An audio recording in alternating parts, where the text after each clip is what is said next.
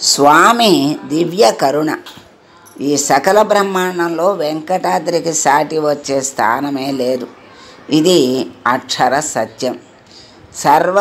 జగద్రక్ష, భక్త సులభుడు, భక్తుల కొంగు బంగారమై నిలిచే భక్త ప్రియుడు, భక్తుల కోరికలను నెరవేర్చే భక్త వరదుడు. ఎవరు అంటే శ్రీ వెంకటేశ్వరుడు.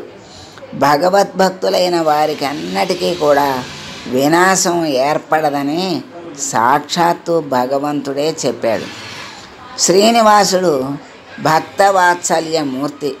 ఆయన సేవలు భక్తులపై తాను చూపించిన కృపకు సంకేతం.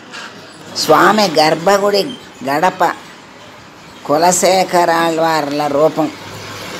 నిరంతరం వెంకటేశ దర్శనానికి కోరిన కులశేఖరుడు గడప. కులశేఖరాళ్వారు పడిగా మారాడు అంటారు. కురువరతి నంబి అలనాడు మట్టి పాత్రలో నివేదన చేసిన దానికి గుర్తుగా నేటికి స్వామివారికి మట్టి పాత్రలోనే ఆరగింపు. పడికి ఆవల స్వామికి నివేదించి మట్టి పాత్రలోనే తరిగొండవారి హారతి, అన్నమయ్య వారి పాట ఇప్పటికీ కొనసాగుతూనే ఉన్నాయి. అనంతాళ్వారు భక్తికి సంకేతంగా స్వామి గడ్డం పచ్చకర్పూరం, తిరుమల నంబివారి సేవకు ప్రతీకగా ఆకాశ గంగా జలం నేటికి స్వామి భక్త వాత్సల్యానికి చిహ్నాలు. నా భక్తులు నా దివ్య జన్మగుణ క్రియాదులను గుర్తించి ఎక్కడ కీర్తిస్తుంటారో అక్కడ తప్పక వారికి సన్నిహితంగా ఉంటాను.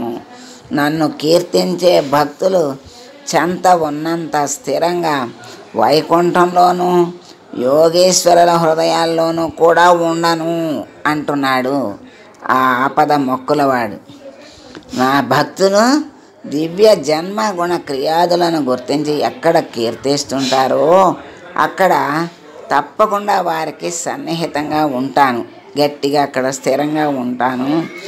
నన్ను కీర్తించే భక్తులు చెంత ఉన్నంత స్థిరంగా వైకుంఠంలో కూడా ఉండను, యోగేశ్వరుల హృదయాల్లో కూడా అంత స్థిరంగా ఉండను అని వెంకటేశ్వరుడు చెప్తున్నాడు.